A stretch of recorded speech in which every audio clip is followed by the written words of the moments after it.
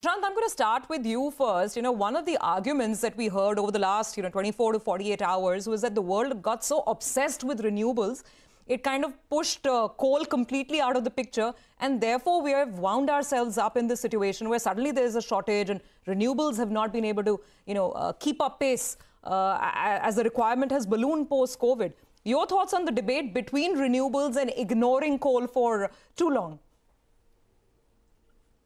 So, good morning. This discussion has been happening for quite a long time, and the shift has been taking place. Earlier, it was primarily only on the ESG front because of to go for a cleaner technology, but now the shift is primarily because of the economics.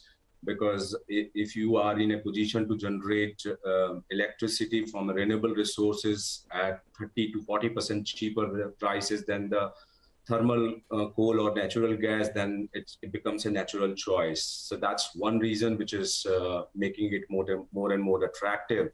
And of course, the shortages are there globally, and there are different reasons in different part of the world because of the fuel price increases, be it natural gases, or the kind of a contracts which the European companies have been doing in the past. They did not lock in the gas prices wherein they locked in the power prices, and then they went into the bankruptcy. Or China, which was reducing the trade with Australia and was depending upon the Mongolia. So number of combinations have been happening. India has its own share of challenges, primarily because no capacity has been built in last 8-10 years time in India, and now the GDP is reviving, and also the fixed asset investment is taking place, and you are seeing the shortage. So shortages are here to stay for some more time. Okay, shortages are here to stay, but of course companies like yours, are making the most of that opportunity in the renewable space, I'm sure. Prashant, good morning. So just to follow up there, you had mentioned to us the last time around that you require capex of 16,000 crores over the next 24 to 36 months in order to further your renewable energy plans. Where will that money come from, and what would all of this do to your balance sheet?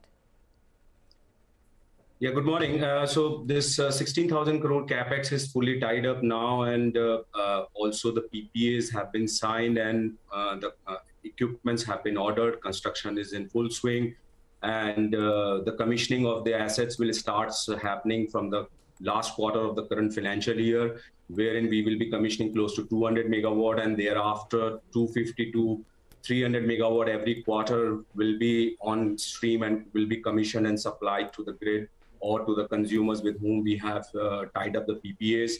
As regards to the equity, as I mentioned last time, that JSW Energy is the most under-levered balance sheet. Our debt to equity is less than 0.4 times, and debt to EBITDA is less than 2 times, as against the industry average of 2.5 times debt equity and debt to EBITDA of 5.5 to 6 times.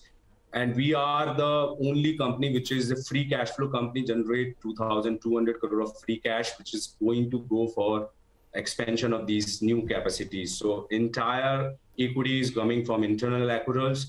And our future plan also, what we are talking about, going up to 20 gigawatt by FY30, the entire equity will be coming from the internal accruals.